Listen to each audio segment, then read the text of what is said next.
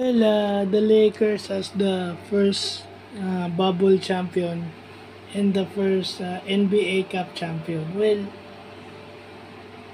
hindi naman yun yung totoong thing eh. Di ba? Ginawa lang yung NBA Cup just to keep the league relevant. So, kung sa tingin niyo yung NFL kung lalagyan niyo ng in-season tournament, mas okay pa ba yung in-season tournament kaysa sa Super Bowl? Parang ang hirap isipin na ganun. So okay, fine. MVP ka, matagal ka na MVP ka ng NBA Cup Finals, and then matagal ka na naglalaro, but the Lakers, especially Ginny Bass, mas gusto nila yung NBA Finals at mas gusto nila yung Larry O'Brien Trophy. The real thing. You can never equate yung Larry O'Brien Trophy sa trophy yung matatanggap mo as the first ever NBA Cup champions. Yun ang pinaglalabanan mo buong season. At kaya lang kung yun yung sa tingin nyo na mas okay pa yun kaysa sa NBA Cup, sa NBA Championship, may mga problema na yung mga isip nyo.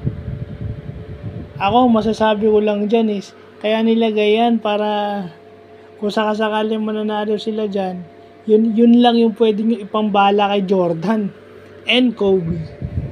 Even kay Tim Duncan. Di ba?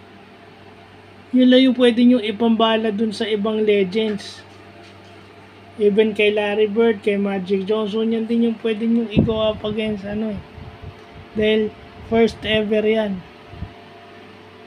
Tsaka, kita nyo may cash prize. So, may perang involved. So, pag talaga magpupursige ka manalo dyan. Oh. Whereas yung NBA Championship pa nanalo, kayo.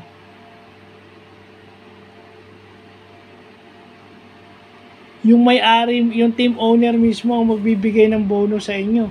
Hindi yung NBA. Di ba mas masarap yun? Yung inyong pinaka-boss sa team ang magbibigay ng incentive.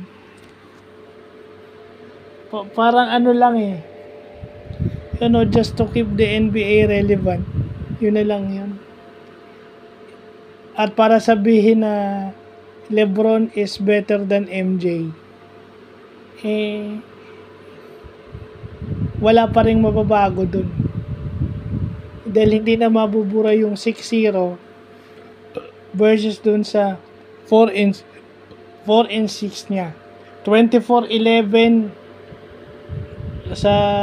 yung kung bibilangin mo 24-11 versus 18 and 33 or 18 and 34.